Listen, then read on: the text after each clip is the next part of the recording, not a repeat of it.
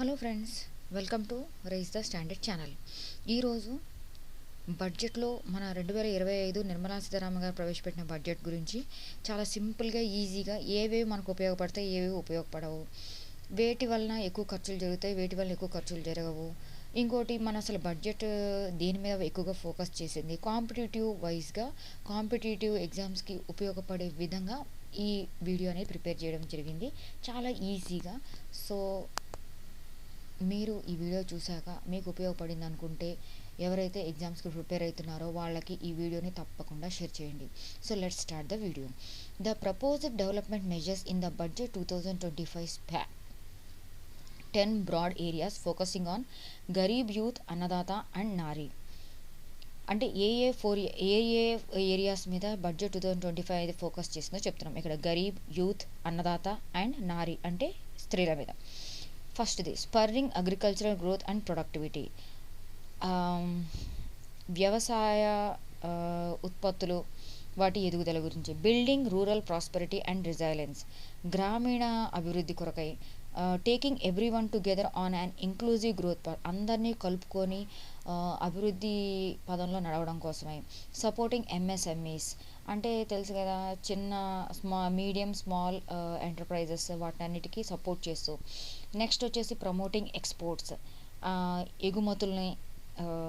ఎగుమతులు మన దేశం నుంచి ఎగుమతులు అనేవి వాటికి ఫేవర్ చేస్తూ. నెక్స్ట్ వచ్చేసి స్పర్రింగ్ అగ్రికల్చర్ గ్రోత్ అండ్ ప్రొడక్టివిటీ, ఇందాక చెప్పాను ఇది. తర్వాత ఎనేబులింగ్ ఎంప్లాయ్మెంట్ లెడ్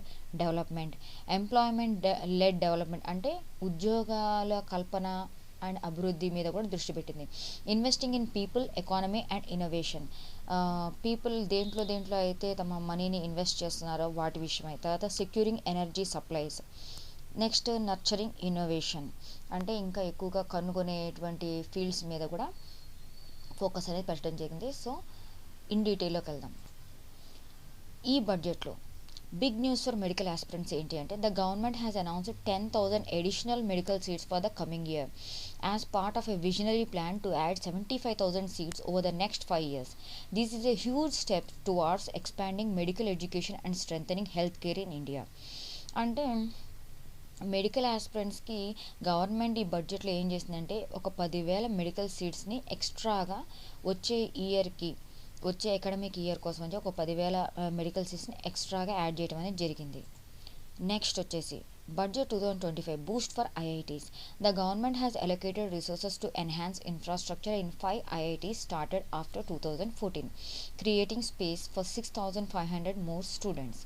అంటే గవర్నమెంట్ ఏం చేసింది అంటే 5 ఐఐటీస్ని ఏవైతే 2014 తర్వాత స్టార్ట్ చేశారో వాటి కోసం ఇంకా వాటి ఇన్ఫ్రాస్ట్రక్చర్స్ని మెరుగుపరచడం కోసం అని చెప్పేసి, అంటే ఇంకా ఎక్కువ మంది స్టూడెంట్స్ అనేవాళ్ళు అడ్మిషన్స్ తీసుకోవడం కోసమే వాటికి కూడా అలొకేషన్స్ అనేవి చేసింది రిసోర్సెస్.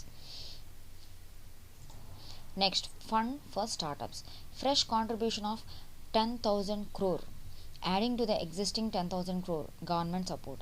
స్టార్టప్స్ కోసం ఫండ్స్ అనేవి గవర్నమెంట్ ఇచ్చింది. అయితే ఇంతకు మునుపు ఇచ్చిన 10,000 కోట్ల కంటే కూడా అదనంగా ఇంకొక 10,000 కోట్లు కూడా ఇవ్వడం జరిగింది. A special scheme for 5 lakh first time women entrepreneurs, scheduled caste and scheduled tribes to be started. అంటే ఒక 5 లక్షలు ఒక స్కీమ్ అనేది ప్రవేశపెట్టింది గవర్నమెంట్. ఇది ఏంటి అంటే ఎవరైతే ఫస్ట్ టైం ఉమెన్ ఎంటర్ప్రెన్యూర్స్ ఉన్నారో, అది కూడా ఎస్సీ ఎస్టీకి సంబంధించిన వాళ్ళు, ఎస్సీ ఎస్టీ ఉమెన్ ఎవరైతే ఉన్నారో వాళ్ళు కొత్తగా వ్యాపారం స్టార్ట్ చేయాలనుకునే వాళ్ళకి 5 లక్షలు స్పెషల్ స్కీమ్ అనేది ఏర్పాటు చేయడం జరిగింది. నెక్స్ట్ వచ్చేసి insurance sector, FDI limit increase to 100%. FDI అంటే ఏంటి? Foreign direct investment. అంటే వేరే దేశంలో ఉన్నటువంటి వాళ్ళు మన దేశంలో ఫారినర్స్ ఎవరైనా ఇన్వెస్ట్ చేసి వాళ్ళు అక్కడ ఎన్ఆర్ఐస్ కానీ లేదా వేరే ఇతర దేశాలకు సంబంధించిన వాళ్ళు మన దగ్గర ఏదైనా కంపెనీ స్టార్ట్ చేయాలనుకుంటే ఆ కంపెనీ కూడా స్టార్ట్ చేయడం కోసం ఎక్కడికి ఇంక్రీజ్మెంట్ ఇచ్చిందంట?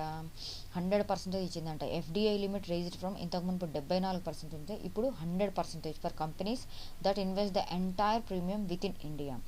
Next, existing foreign investment regulations will be reviewed and simplified to attract more global players. అంటే అంతర్జాతీయంగా ఈ ఇన్సూరెన్స్ సెక్టార్ని మన దేశంలో బలోపేతం చేయడం కోసం ఎఫ్డిఐ యొక్క లిమిట్ని 74% టు 100% ఇంక్రీజ్ చేయడం జరిగింది.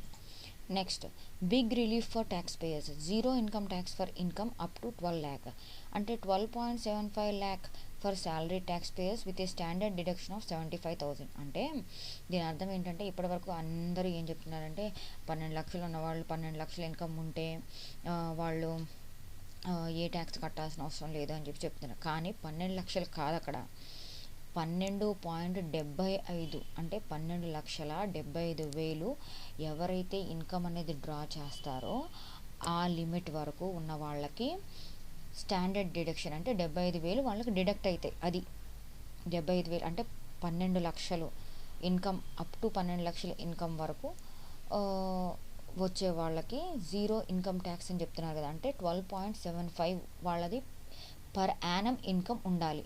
అప్పుడు వాళ్ళకి స్టాండర్డ్ డిడక్షన్ ఎంత ఉంటుందంటే 75,000. ఇది క్యాల్కులేషన్ ఆఫ్ ట్యాక్స్ బెనిఫిట్. ఒకసారి ఇది చూడండి, స్క్రీన్ షాట్ కూడా ఇది తీసుకోండి. Income, tax on slab rates, benefit, rebate benefit, total benefit, tax after rebate benefit. 8 lakhsకి ప్రజెంట్ ఎంత ఉంది 30,000, proposal 20,000, slab rate 10,000, up to 12 lakhs అయితే 20,000, total benefit 30,000, tax after rebate benefit 000. ఇది వచ్చేసారా 12 లక్షల ఇన్కమ్ ఉంటే ఎంత వచ్చిందండి ఇక్కడ ట్యాక్స్ 0. ఓకేనా, 16 లక్షలు, అప్పుడు ట్యాక్స్ 1,20,000.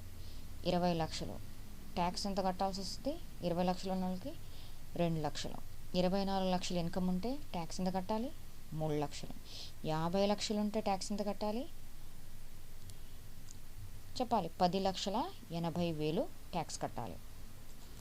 ఈ బడ్జెట్లోనే జన్ విశ్వాస్ బిల్ అనేది 2.0 కూడా చేర్చడం జరిగింది. In budget 2025-26 finance minister Nirmala Sitharaman announced the introduction of Jan Viswas Bill 2.0, which aims to decriminalize 100+ more provisions in existing laws, replace criminal penalties with civil fines and administrative actions for minor violations. The first Jan Viswas Act 2023 had already decriminalized over 180 legal provisions. ఈ Jan Vishwas act అనేది 2023లో వచ్చింది. దీన్ని Jan Vishwas bill 2.0 కిందకి మన బడ్జెట్లో మళ్ళీ ప్రవేశపెట్టారు. ఏంటి అంటే ఫస్ట్ టైం ప్రవేశపెట్టిన యాక్ట్లో 180 లీగల్ ప్రొవిజన్స్ అనేవి డీక్రిమినలైజ్ చేశారు. ఇప్పుడు 100+ మోర్, ఇంకొక 100 ఇంకా అంతకంటే ఇంకా ఎక్కువ కూడా మోర్ ప్రొవిజన్స్ అనేవి డీక్రిమినలైజ్ చేయడం అనేది జరిగింది. Replace criminal penalties with civil fines. Criminal penalties ఏవైతే ఉంటాయో నేర పరిహారాలు వాటిని సివిల్ ఫైన్స్తో చేయడం అనేది జరిగింది. అంటే క్రిమినల్ పెనాల్టీస్ని మార్చి వాటిని సివిల్ ఫైన్స్గా మార్చడం జరిగింది. And administrative actions for minor violations, చిన్న చిన్న తప్పుల కోసం ఏ అడ్మినిస్ట్రేటివ్ యాక్షన్స్ తీసుకోవాలో అది కూడా ఈ బిల్లో ప్రవేశపెట్టడం జరిగింది. ఒకసారి ఈ చిన్న టాపిక్ కూడా చూసిద్దాం. అట్లానే ఎకానమీకి సంబంధించిన economic survey 8% growth needed to reach Viksit Bharat goal by 2047. The Economic Survey 2024-25 reported that India needs to achieve an average growth rate of around 8% at constant prices for about a decade or two to realize its economic aspirations of becoming Viksit Bharat by 2047. It further added that India will also need to create 7.85 million new non-farm jobs annually till 2030 to achieve 100% literacy, improve the quality of education institutions and develop high quality future ready infrastructure at scale and speed. అంటే ఈ economics మనకు వికసిత్ భారత్ 2047 అని చెప్పేసి అని ఒక aim అయితే పెట్టారు కదా, అది రీచ్ అవ్వాలంటే ఇంకా ఎంత పర్సంటేజ్లో ఉన్నాము, ఇంకా ఎంత పర్సంటేజ్ కావాలంట 8% కావాలని చెప్తున్నారు. ఇది దేని ప్రకారంగా ఎకనామిక్ సర్వే 2025 ప్రకారంగా ఒక 8% ఉంటే మనం వికసిత్ భారత్ 2047 మన ఎయిమ్ అనేది మనం చేరుకోగలుగుతాము. అట్లానే ఇది ఏం చెప్తుందంటే ఈ survey India will also need 7.85 million new non form అంటే వ్యవసాయేతర జాబ్స్ అనేవి 7.85 మిలియన్ కొత్త వ్యవసాయేతర జాబ్స్ని 2030 కల్లా కూడా మనం క్రియేట్ చేయాల్సి ఉంటుంది. అప్పుడే 100% లిటరసీ అప్పుడే అనేది మనకి కలుగుతుంది, మనం అచీవ్ చేయగలుగుతాం. ఇంకోటి ఏంటంటే క్వాలిటీ ఆఫ్ ఎడ్యుకేషన్ ఇన్స్టిట్యూషన్స్ కూడా పెంపొందించాలని చెప్పింది. Develop high quality future ready infrastructure at scale and speed. Next ఇంకోటి ఏంటి అంటే India's GDP growth projected at 6.4% for financial year 2025. In the economic survey presented by Union Finance Minister Nirmala Sitharaman, India's real GDP is estimated to grow by 6.4% in the financial year 2025, and the growth is likely to range between 6.3 and 6.8% in the financial year 2026. The survey highlights that the country's GDP at constant 2011-12 prices grew by 6.7% in quarter 1 and 5.4% in quarter 2 of the financial year of 2025. అంటే ఈ economic survey ప్రకారంగా నిర్మలా సీతారామన్ గారు, finance minister Nirmala Sitharaman గారు ఏమని చెప్పారంటే 6.4% వరకు 2025లో growth అనేది ఉంటుంది అని ఎస్టిమేట్ చేశారు. అండ్ ఆ రేంజ్ అనేది 6.3 నుంచి 6.8 వరకు కూడా పెరగచ్చు 2026 సంవత్సరానికి అని కూడా తెలియజేయడం జరిగింది. మనం బేసిక్ ఇయర్స్ ఎప్పుడైనా ఏది తీసుకుంటాము సర్వీస్కి 2011-12 బేసిక్ తీసుకుంటాం. ఎందుకంటే ఆ 2011-12లో ఉన్న వాటిని ఉన్న ప్రైజెస్ని మనం కాన్స్టెంట్ ప్రైస్ అంటాం, బేస్ ప్రైస్ అని కూడా అంటాం. సో దాన్ని ఆధారంగా చేసుకొని ఏమంటున్నారంటే 6.7% ఒక క్వార్టర్లో, 5.4% ఒక క్వార్టర్లో పెరిగే అవకాశం ఉంది 2025లో ఫినాన్షియల్ ఇయర్లో అని చెప్పారు. This implied A real GDP growth of 6% in the first half of the current physical. Agricultural growth remained steady in the first half of financial year 2025 with quarter 2 recording a growth rate of 3.5%. Agricultural growth అనేది స్టడీగా ఉంది first half of the financial year 2025 ఆర్థిక సంవత్సరం ప్రకారంగా క్వార్టర్లో first హాఫ్లో వ్యవసాయం యొక్క గ్రోత్ రేట్ అనేది స్టడీగా ఉందని చెప్పారు. With quarter 2 recording A growth rate of 3.5%. Friends, ఈ వీడియో కనుక మీకు ఉపయోగపడినట్లయితే ఎవరైతే ఎగ్జామ్స్ ప్రిపేర్ అవుతున్నారో వాళ్ళకి ఈ వీడియోని షేర్ చేయండి. అట్లానే మీరు ఈ వీడియోని మీరు ఈ ఛానల్ని సబ్స్క్రైబ్ చేయండి. Thank you for watching this video. తప్పకుండా మన ఛానల్ సబ్స్క్రైబ్ చేయండి. మీకు ఉపయోగపడేటువంటి ఎక్కువ కంటెంట్ అనేది ఇవ్వడం జరుగుతుంది. Thank you.